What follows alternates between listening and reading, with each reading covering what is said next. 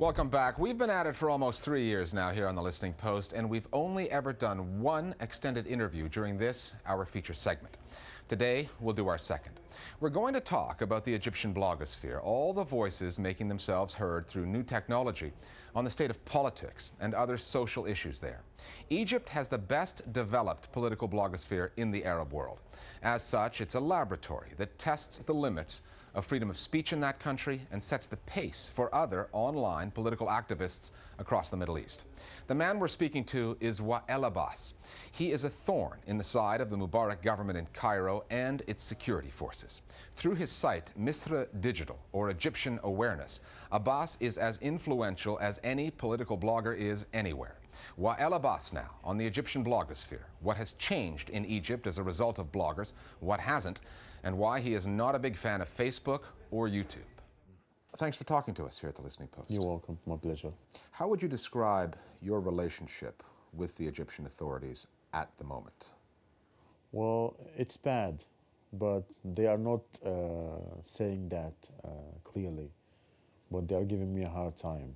In what ways? Stopping me in the airport, tapping my phone, leaking information about me, spreading rumors, not allowing me to get a job or even to do freelance journalism that I'm doing. So it's really bad. We know that every once in a while you get in trouble with the authorities. Yeah. But we're not clear why you're not always in trouble with them. That gray area. For instance, why aren't you in jail right now? I don't really know, but there was a good opportunity that I go to jail several times before, but I managed to escape, I managed to run, I managed to hide. There were arrest warrants against me several times. What don't they like about you? That I don't want to stop, that I'm critical of them, that I'm exposing them, causing them lots of scandals, especially the police force and the torture. I'm very critical of the regime, and I speak about that inside of Egypt and outside of Egypt, which makes them more angry that I speak about that outside Egypt. Wael says threatening phone calls did soon come, but he kept up the pressure, and early this year grabbed global attention by posting this. It is a brutal sight. On the floor, 21-year-old Imad Kabir. The security forces in particular have a problem with you ever since you posted that video, that torture video. Yeah. Eventually, the authorities had to act on it. They ended up convicting. Yeah, there was a trial, and the two officers were convicted, and they were sent to jail. But it's the first precedent of its kind. But beyond that, yeah, is there any evidence that the security forces are behaving differently as a result, perhaps? No, there's no difference. They're just covering up, because there are no orders from above to tell them to stop doing what they're doing. Like the Minister of Interior, for example, issued an order to ban the use of mobile phones inside police stations. So this is the reaction. We don't want anything to be filmed. But he didn't issue an order to stop torture, although that you know that there are torture rooms all over Egypt in every single police station, big or small. This week, Egypt, the Mubarak government, the internet, and the demands that a blogger be released from jail. Karim Amr was the first blogger to be convicted and sent to jail in Egypt. He's still in jail, isn't he? He is still in jail at the moment. Can you give us an idea of what kind of impact that very public trial has had on the output of the blogosphere? Did it change things? Nothing at all.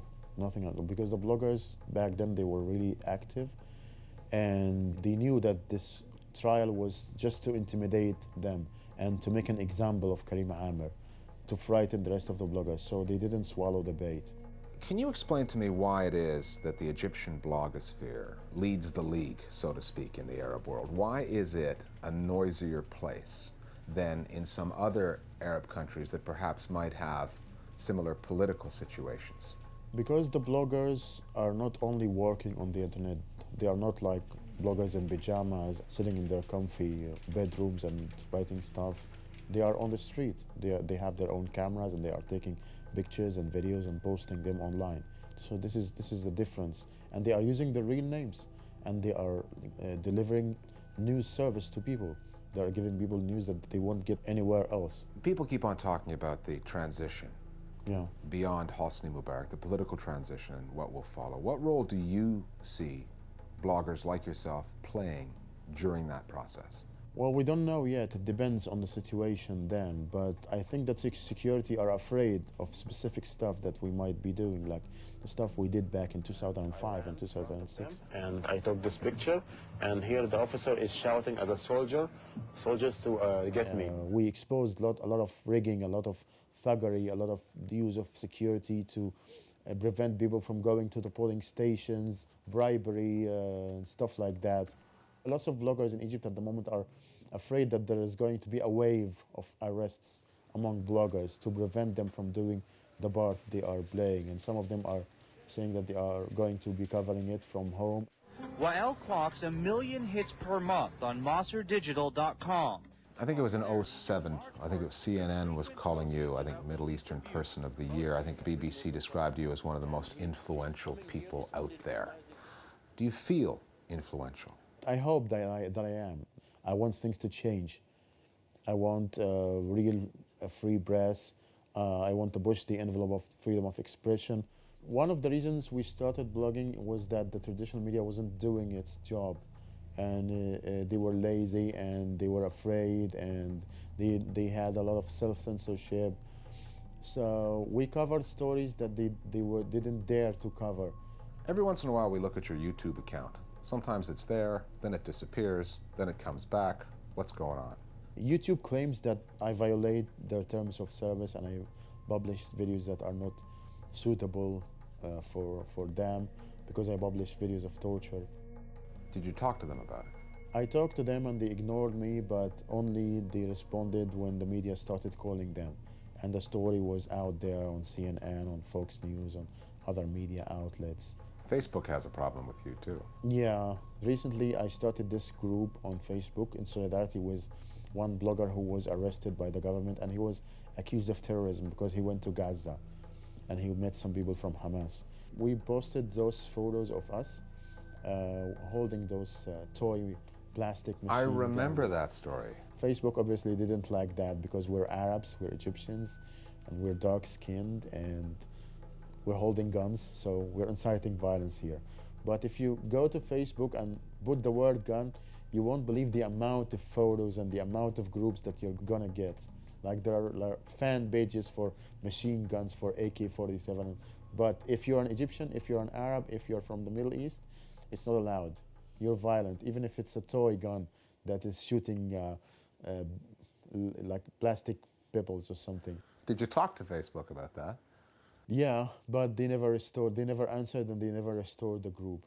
A lot of people in a lot of countries blog anonymously. You don't want to do that. Why not? I don't want to do that because I want to encourage people to join us. I want to encourage people to move. I want them to follow us, but not to feel suspicious of us. I want them to know who we are and that we are here and that we live in Egypt and that we're not afraid, and they should do the same. And there's nothing to be afraid of. Wael Abbas, thanks for talking to us. You're welcome. You're most welcome. Finally, these guys look like a couple of rednecks from the conservative red states in the South, but they're a little more liberal, a little more subtle than that. And they've got an interesting take on the recent debate in the U.S. media over whether the anti-Barack Obama movement is, at its core, racist.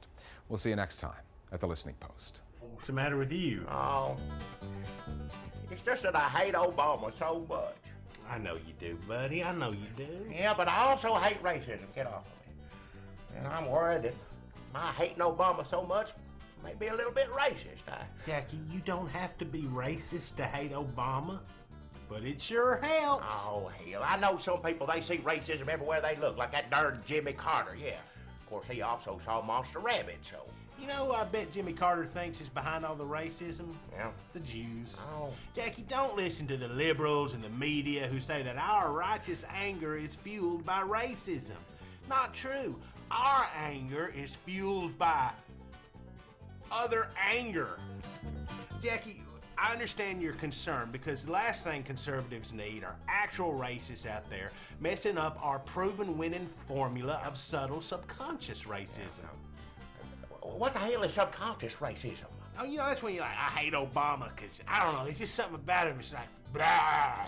You know, that's a good non-specific racism. Yeah. We can use that. We need to keep some lingering unspoken racist fears so that we can stoke them if we fall behind in the polls. Stoke them fears. If it makes you feel any better, even Obama himself has said that people who hate him ain't racist. What? Well, did he now? Well, maybe I am racist, yeah. But you were just saying that you didn't want Now, who is Obama to sit up there and proclaim that I ain't racist? Good Lord, this ain't Russia. Black Russia.